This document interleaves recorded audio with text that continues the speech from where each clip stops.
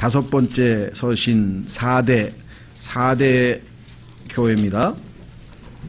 3장에 있습니다. 그러니까 2장, 3장이 7교회에 보낸 내용인데 2장에 4교회가 있습니다.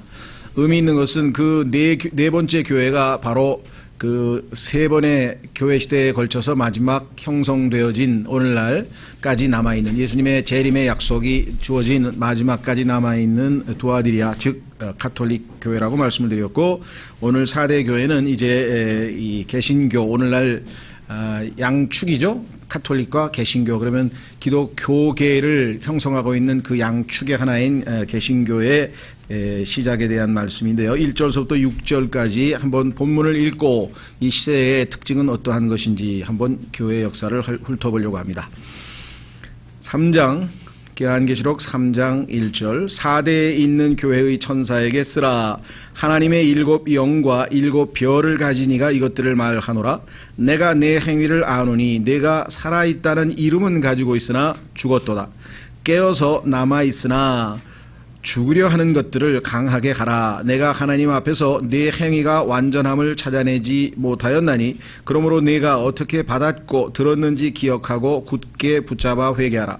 그런즉 만일 내가 깨어있지 아니하면 내가 도둑같이 내게 이르리니 내가 어느 시각에 내게 이를지 내가 알지 못하리라. 4대에도 자기 옷을 더럽히지 아니한 몇 이름이 내게 있어 그들이 흰 옷을 입고 나와 함께 걸으리니 그들은 합당한 자들이니라.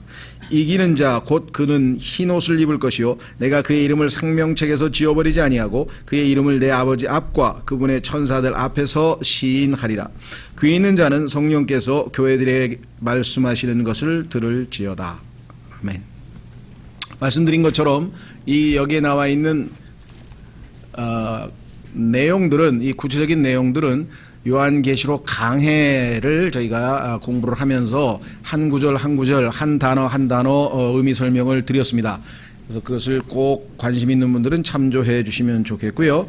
오늘 저희가 지금 이제 지난 한 대여섯째 주서부터 시작해서 어떤 방식의 공부냐면, 이번에는 가만히 있어보자. 혹시 이 책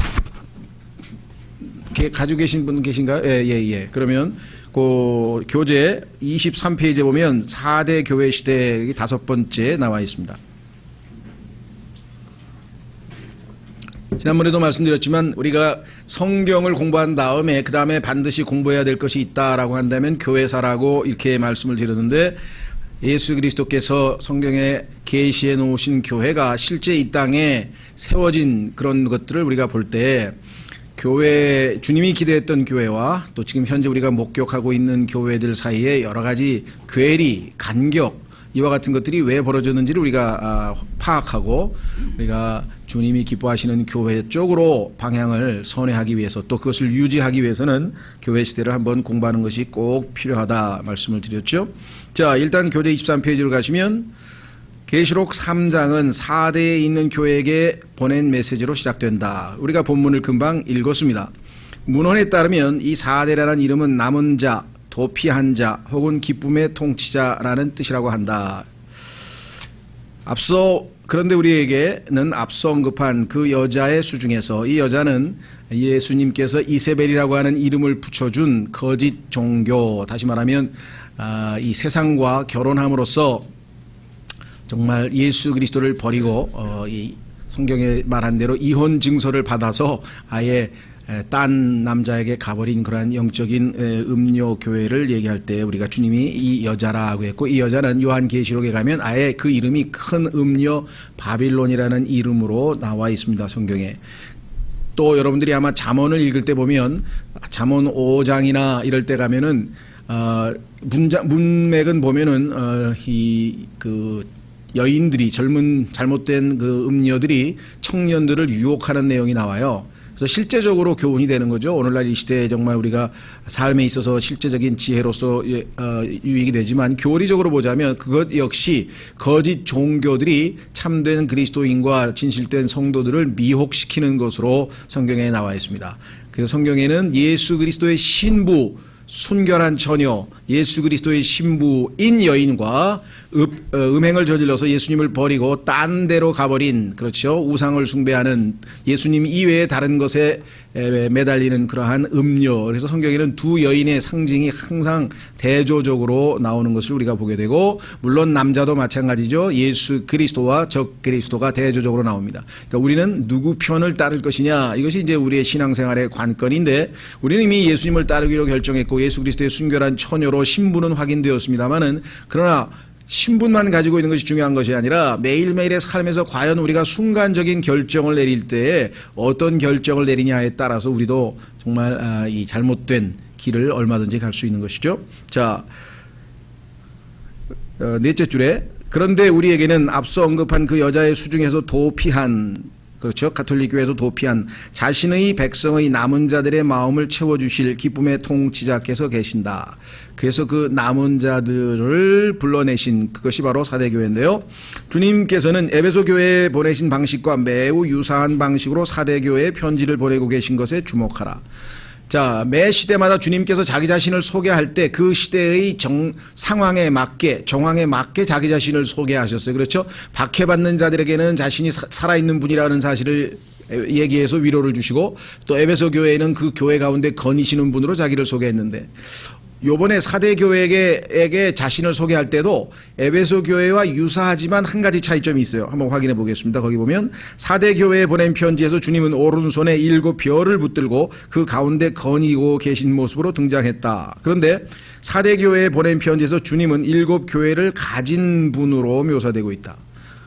비슷하면서도 차이가 있다. 그 얘기는 뭐냐면, 에베소 교회에는 주님께서 그 교회 가운데 거니시는 모습으로 자신을 계시한 반면에 사대교회에서는 주님이 그 거닐고 계신다는 표현이 없어요. 다만 소유만 하고 있는 것으로 되어 있어요. 친밀한 교제가 끊겨버렸다는 사실을 보여주고 있죠. 창세기 3장에서 하나님께서 동산에서, 하나님의 음성이 동산에서 거니실 때, 그때 이 아담과 이브와 교제하고 있던 장면이 나오잖아요. 그렇죠? 거니신다고 한다는 것은, 함께 걷는다고 하는 것은 교제에 관한 얘기인데, 그 교제가 끊긴 모습이죠.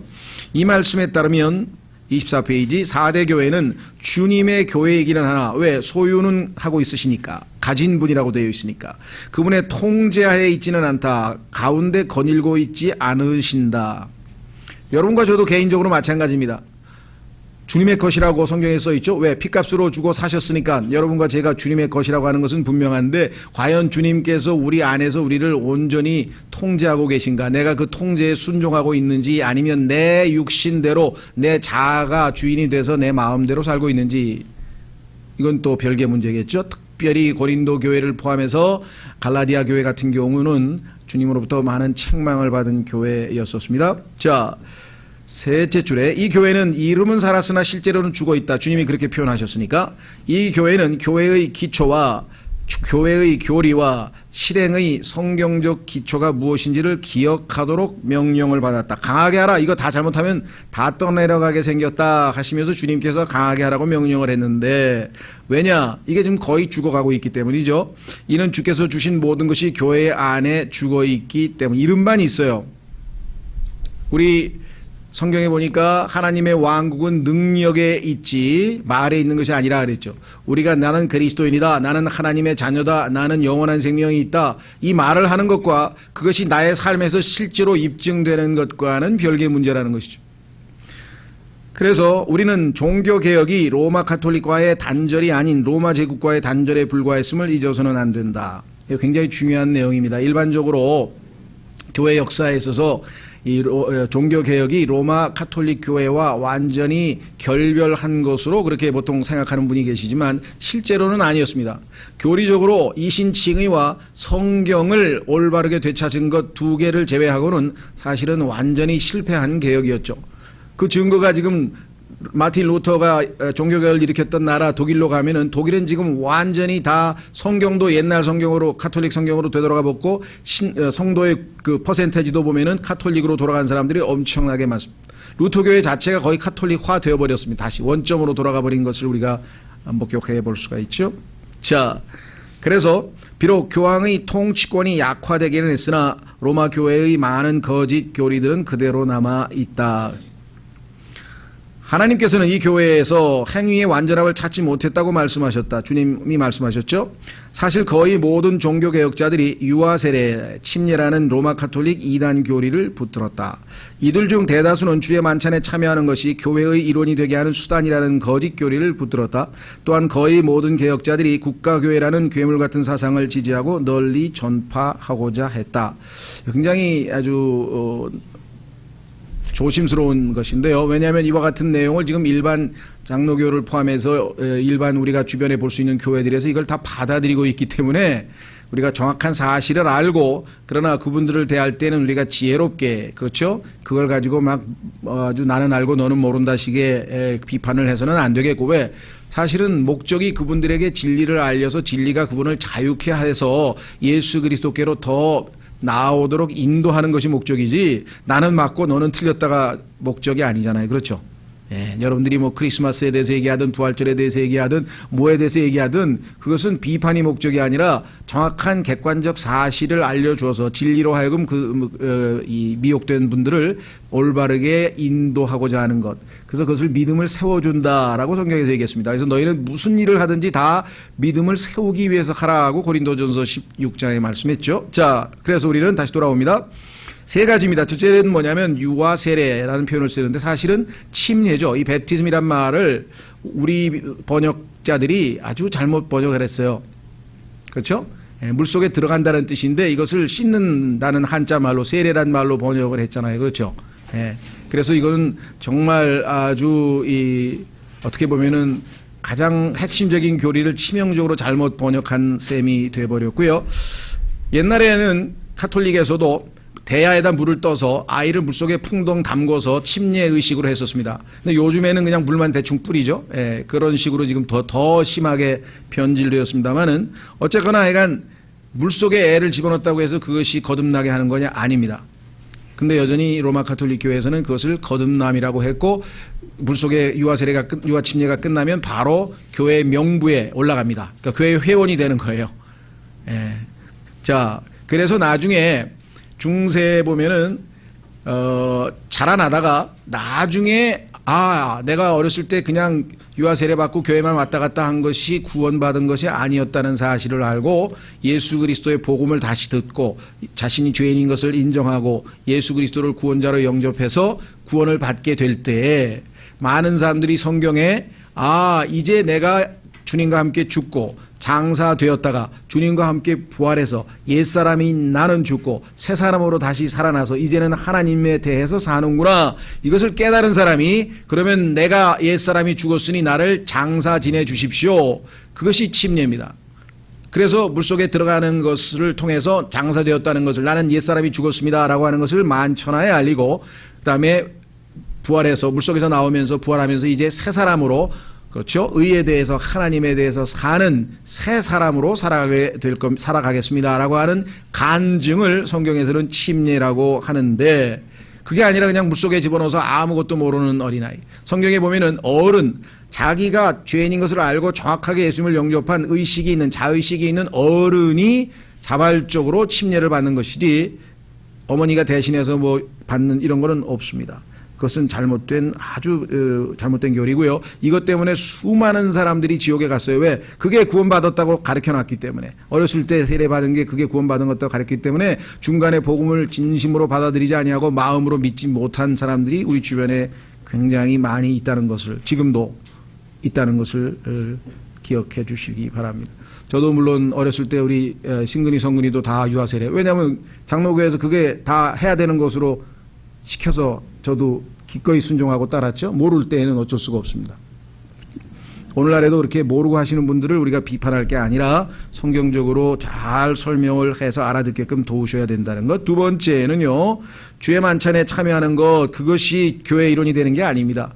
교회의 일원이 되었기 때문에, 예수 그리스도의 몸의 지체가 되었기 때문에, 빵덩어리가 예수님의 몸이기 때문에 그 지체의 일환이라는 것을 알리기 위해서, 그리고 주님께서 주님의 죽으심을 만찬하에 보이라고 하신 주님의 명령에 순종해서 주님이 오실 때까지 우리가 빵과 잔에 참여하는 것이죠. 오늘 우리가 매달 첫째 날 주의 만찬 예배를 드리듯이. 자, 그것도 잘못됐고, 세 번째는 가이사의 것은 가이사에게, 하나님의 것은 하나님에게 라고 말씀하신 것처럼 국가와 교회는 결코 합쳐져서는 안 됩니다. 예수 그리스도께서 재림하셔서 이 땅에서 종교 지도자이며 정치 지도자로서 제사장이시면서 왕으로서 직접 통치하실 때가 되기 전까지는 교회의 역할이 따로 있고 국가의 역할이 따로 있죠. 그런데 이것을 합쳐서 국가 교회, 독일에서 태어나면 무조건 루터 교인, 그렇죠? 스코틀랜드에서 태어나면 무조건 다 장로 교인, 그 다음에 스웨덴에서 태어나면 무조건 다 루터 교인, 이거는 아니라는 것이죠. 그죠? 국가에서 태어났다고 해서 자동으로 어느 교회에 속하는 것은 잘못됐다. 이것도 지금 교회사에서 가장 큰 문제를 일으키는 이 세 가지인데 이것을 자세하게 좀 더 공부하고 싶으신 분들은 교회사를 꼭 읽으시면 좋겠고요. 자, 밑으로 내려갑니다. 많은 사람들이 로마와 결별하고 그리스도인이라는 이름을 내세웠으나 사실 진실로 구원받은 사람은 매우 적었다. 아까 말씀드린 것처럼 진리가 잘못돼서, 로마 가톨릭 교회의 진리가 잘못돼서 진리를 따라서 개혁을 한 것이 아니라 종교라는 이름을 내세워서 로마 가톨릭 교회의 전횡, 정치적인 폭력, 압제, 박해에서 벗어나서 어떤 삶의 자유를, 정치적인 자유를 누리고자 개혁에 동참한 사람들이 거의 대부분이었기 때문에 말은 종교개혁이었지만 실제적으로는 전혀 아니었다는 사실을 우리가 역사적으로 확인해 볼 수가 있습니다. 종교개혁 이후에 일어난 종교전쟁이라든가 뭐 농민 반란이라든가 뭐 어마어마한 정쟁이라고 하는 것을 우리가 보면 역사적으로도 분명히 그것을 확인해 볼 수가 있습니다. 이처럼 이 교회는 이름은 있으나 실제로는 죽어 있었던 것이다. 구원은 로마 가톨릭 교회 안에서도 개신교 안에서도 찾아볼 수 없으며 오직 예수 그리스도께서 완성하신 사역 안에서만 발견되는 것이다. 주님께서는 이 교회가 이름만 살아있다고 하셨다. 어쩌다가 정금이 빛을 잃고 말았는가. 그렇죠. 교회가 빛을 잃은 죽은 교회가 됐으니. 독일에서의 종교개혁이 통치자들의 군사력에 의지하게 되자마자 로마 가톨릭 교회의 박해가 시작이 되니까, 반격이 시작되니까 이 사람들이 깨끗이 순교하기보다는 정치 권력에 의지해서 드디어 이제 개신교를 지원하는 정치 세력이 많이 있었습니다. 왜 그랬을까요? 로마의 권력으로부터 벗어나기 위한 것이죠. 그래서 이들을 이용할 수가 있는 것이죠. 소위 말하면 민심을 등에 업고 이제 이 반항을 하는 건데요. 그 활력은 멈추고 말았으며 오늘날까지도 대다수의 독일인들은 로마 가톨릭 신자로 남아있다. 뿐만 아니라 오스트리아, 이탈리아, 스페인 그리고 포르투갈은 종교개혁의 기미도 보이지 못했다. 전혀 종교개혁에 영향을 못 미친 많은 가톨릭 국가가 있었습니다. 위클리프의 영국, 낙스의 스코틀랜드 혹은 루터의 독일은 지금 어디 있단 말인가. 안타깝게도 죽어있는 개신교는 자신의 조상의 이름에만 매달려 있을 뿐 자신의 하나님은 알지 못하고 있는 것이다. 그러니까 정말 이름뿐인 그런 거울 좋은 그런 모습이죠. 종교개혁의 초기에는 하나님의 영의 강력하신 역사가 있었고 초반에 모든 사람에게 성경이 회복됨은 물론 이신칭의, 자, 요건 한문으로 우리가 이신칭의라고 했죠. 예, 믿음으로 의롭게 됨이라는 그런 교리인데요. 정말 로마 가톨릭 교회에서 행위로 구원받는데 특히나 면죄부 사건으로 인해서 사람들에게는 아주 정말 부패한 모습을 적나라하게 드러내고 있었던 그 당시에 오직 믿음으로, 오직 은혜로 구원받는다고 하는 이 놀라운 교리를, 이 진리를 회복한 것은 하나님께서 성령으로 강하게 역사했던 것은 분명합니다. 이는 강력한 진리의 증거였다. 그러나 로마의 압제하에 신음하던 대다수의 사람들은 정치적 목적으로 이 개혁과 연합했을 뿐 성령님의 역사에 대해서는 전혀 관심이 없었다. 수많은 사람들이 진리를 사랑해서가 아니라 로마, 즉 오류, 잘못을 미워해서 종교개혁에 동참했던 것이다. 오늘날도 이런 일들이 많이 있습니다. 보면은 요즘에 뭐 잘못된 여러 교회들에서 이렇게 빠져나오시는 분들이 많이 계신데 그분들 중에는 참 진리를 찾아서 예수 그리스도를 향해서 올바르게 돌아서시는 분이 많이 있습니다. 감사한 일이죠. 그런데 상당수의 사람들은 들어보니까 나와서 그 교회가 왜 잘못됐는지 거기에 대해서만 관심이 있는 분들이 있어요. 그래서 그 교회에 대한 비판과 그 교회를 어떻게든지 막 어떻게 좀 나쁘게 얘기하면 보복이라 그럴까? 뭐 그렇게 해서 무너뜨리는 것이 중요하다. 뭐 이런 쪽으로 초점을 맞추는 분이 있는데 그것은 전혀 초점을 잘못 맞추신 거죠. 진리를 향해 돌아섰으면 빛을 향해서 나아오면 되는 것이고, 그렇죠. 나머지 잘못된 부분에 대해서는 성경에 나와 있는 것처럼 원수 갚는 것을 주님께, 하나님께 맡기는 것이 올바른 방식이다. 그래서 사람들 앞에서 정통이라는 명성을 얻었는지는 모르지만 하나님 앞에서는 생명이 없이 죽어있게 되었다. 그래서 오늘날 이 죽어있는 그 교회들에게 한 줄기 뭔가 가능성을 엿보인 그 운동이 일어났는데 그것이 또 다른 미혹이었어요. 그것은 1900년 초에 일어났던 일종의 성령 운동이었는데요. 카리스마. 이것은 성경으로 돌아가기보다는 냉랭하게 죽어있는 그런 교회들에게 뭔가 이 감정을 이렇게 부추겨서, 그렇죠? 성경적 의미의 내적인 영적 부흥이 아니라 그냥 그 감정을 돋구는, 그래서 아주 겉보기에는 사람들에게 이 감정을 자극했기 때문에 은혜롭게 보이긴 했지만 결국에 가서는 열매가 아주 좋지 않은 것으로 드러나게 되는 것을 우리가 목격을 했습니다. 그러니까 교회에서 우리가 잘 보면은 왜 이러니, 그렇죠? 여러분들 중에는 냉랭하던 그런 개신교회를 다니다가 이렇게 막 가서 막 감정이, 마음이 막 뜨겁게 막 올라오는 것 같고 막 흥분이 되고 막 찬송을 크게 부르고 막 이런 교회에 가게 되면은 굉장히 뭔가 있는 것 같아요. 또 뭐 무슨 간증 집회 같은 거 자주 하는 그런 교회들도 있거든요. 요즘에 보니까 뭐 어디 춘천인가에 그냥 막 엄청나게 막 신문 광고도 막 신문에 뭐 수백 명 간증을 그냥 나는 뭐 어떻게 됐습니다, 어떻게 했습니다 하면서 막 써가지고, 그러니까 사람들에게 하나님의 말씀이 우리의 속사람을 감흥시켜서 우리 자신이 그 하나님에 대한 감동으로 기쁨으로 섬기는 게 아니라 외부에서 들어오는 어떤 감정적인 자극에 의해서 흥분을 해서 그것이 마치 하나님의 은혜가 또는 성령으로 충만한 것처럼 착각을 일으키게 하는 일들이 또 우리 주변에서 지금 많이 벌어지고 있는 것이죠. 예. 자, 그래서 여기 이렇게 되어 있습니다. 이로써 처음에는 성령님의 인도하에 강력한 진리의 증거로 특징 지어졌던 종교개혁 운동이 얼마 못 갔죠. 사람들의 주도하에 로마의 독재와 학정에 대항하는 항의 집단이 되고 만세입니다. 프로테스탄트, 우리 프로테스탄트란 말 많이 쓰죠. 예, 항의하는 자들. 근데 문제는 진리를 위해서 비진리에 항의한다면 이건 잘못된 거는 없을 터인데, 그렇죠. 그게 아니라 종교라고 하는 껍질을 쓴 권력 측에, 즉 정치 권력에 항의하는 집단이라는 의미로 지금 붙여진 이름이었어요. 그런데 이제 개신교의 일반적인 프로테스탄트들은 그렇게 생각을 안 하죠. 우리는 비진리에 항의하는 올바른 항의자들이다. 그래서 아주 그 프로테스탄트라는 이름을 굉장히 자랑스럽게 생각하시는 분들도 계십니다.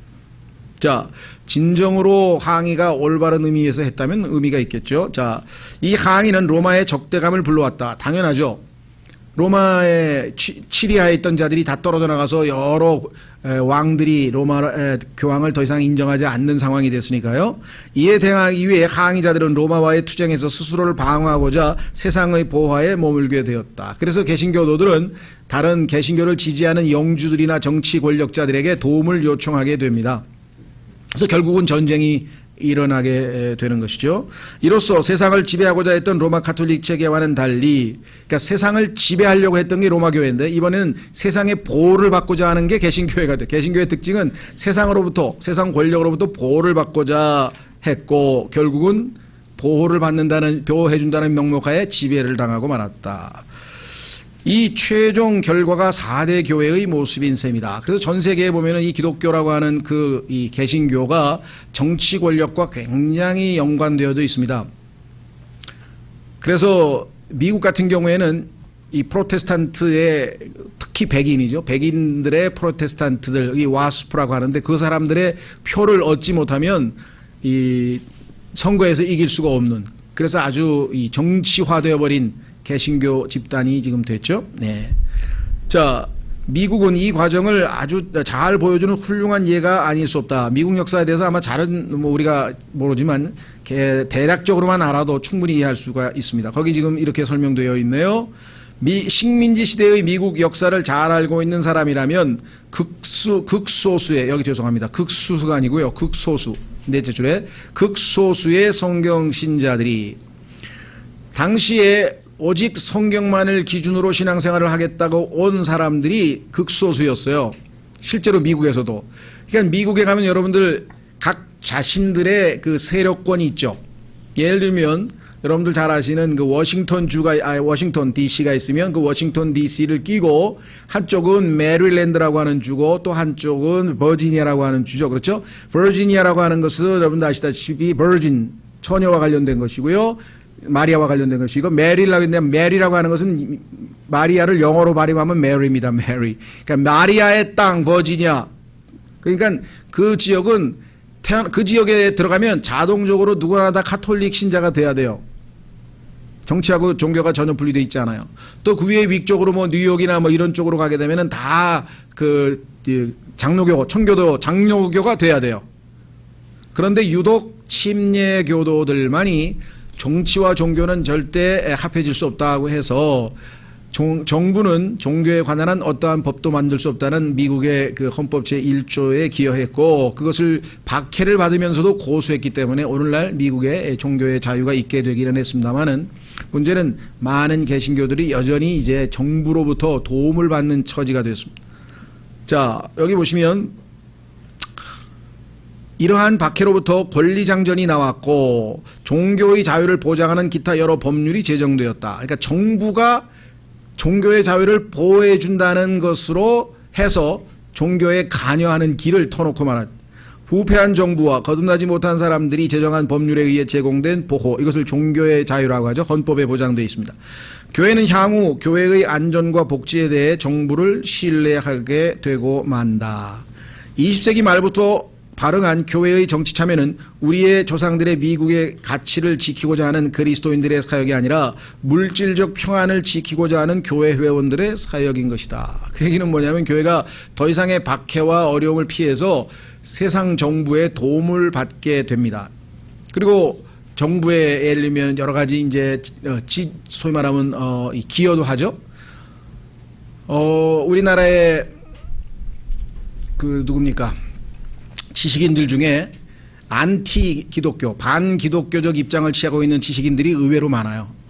똑똑한 사람들 중에 보면은 거의 대부분이 다 이 반기독교에 앞장서 있는 사람인데 그 중에 가장 대표적인 사람이 유시민이라는 이 아주 대표적인 사람이 한 분 계셨죠. 예. 아주 아주 신랄하게 비판도 잘하고 뭐 하여간 똑똑하게 그지없다고 했는데 이분이 다행히 보건복지부 장관을 했어요. 노무현 정부 때. 그런데 보건복지부 장관이 끝나고 나서 얼마 후에 인터뷰를 할 때 그런 얘기를 했어요.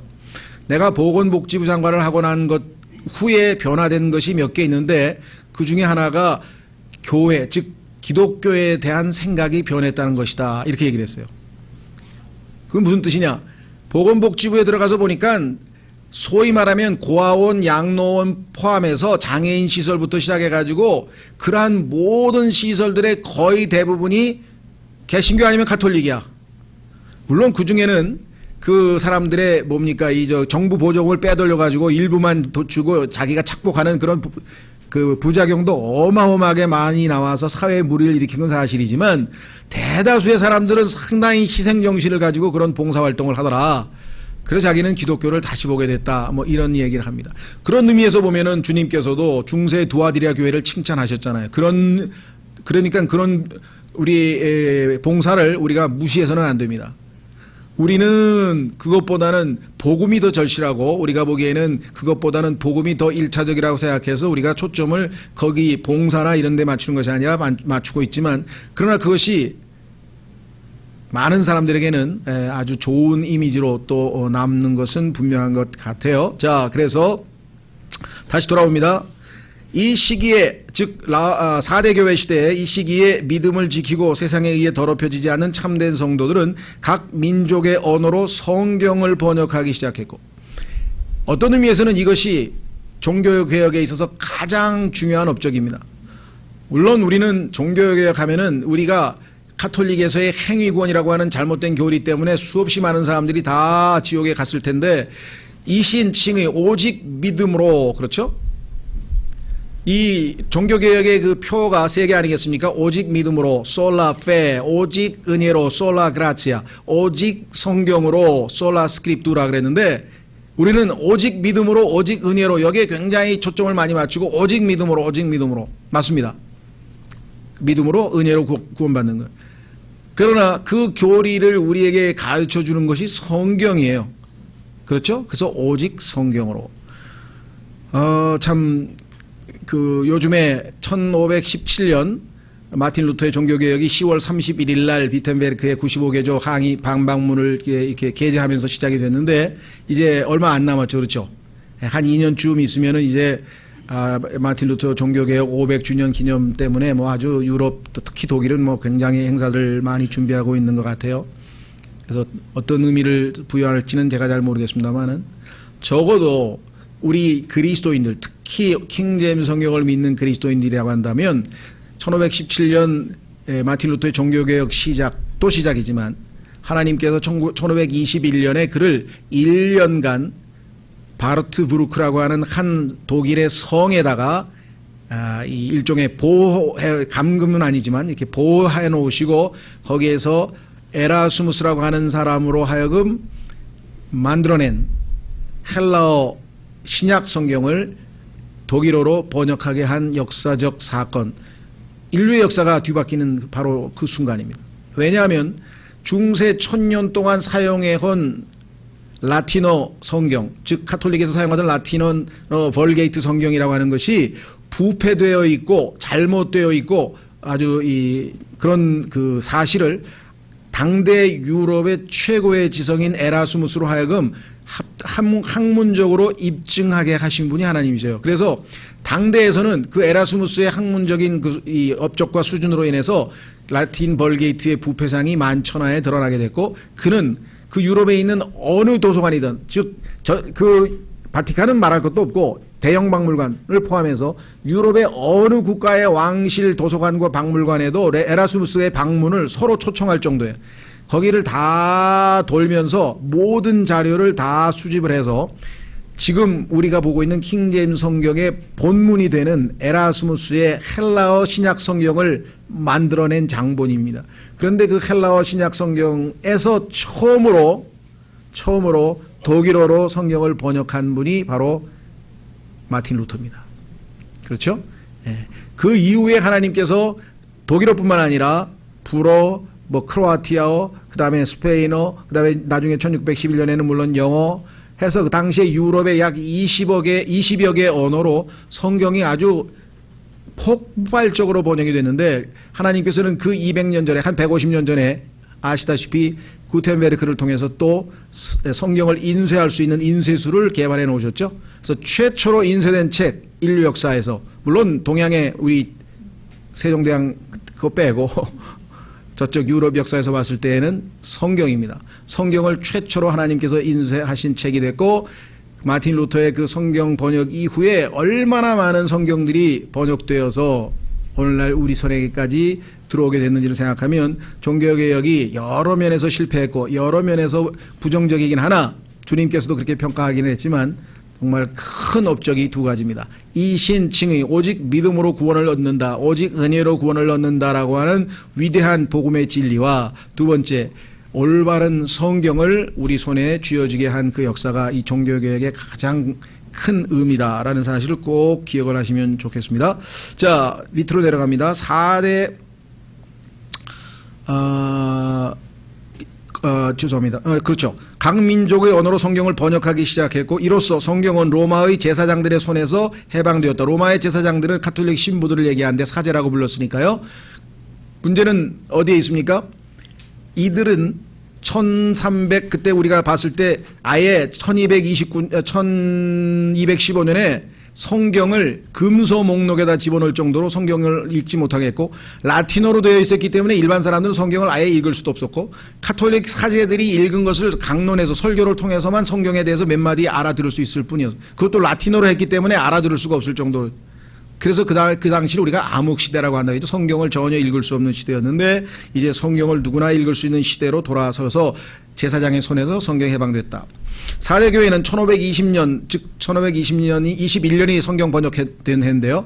1750년까지의 시기에 해당된다. 이건 물론 학자마다 견해가 다르다고 했어요. 1750년에 이제 세계 선교가 빌라델비아 교회가 본격적으로 시작된 시기였기 때문에 이렇게 평가할 수도 있다는 거죠. 물론 이 시기가 정확히 언제까지였는지는 알 수 없으나 적어도 18세기 전반에 하나님께서 개신교단의 시스템으로부터 그 제도화된 그러한 교회 체계로부터 사람들을 불러내셔서 위대한 필라델피아 시대, 위대한 복음, 주님께서 문을 여시면 닫을 자가 없다라고 약속하신 그 위대한 시대가 드디어 1750년부터 시작이 됩니다. 자, 그래서 우리는 주님께서 드디어 이 번역하신 성경들을 들고 전 세계로 하나님의 복음을 들고 이 선교 시대를 개막하는 필라델피아 교회 시대 다음 시간에 계속해서 이어지도록 하겠습니다. 예, 좀 쉬셨다가 10분 전에 우리 모여서 준비 찬송하시면서 예배 임하겠습니다.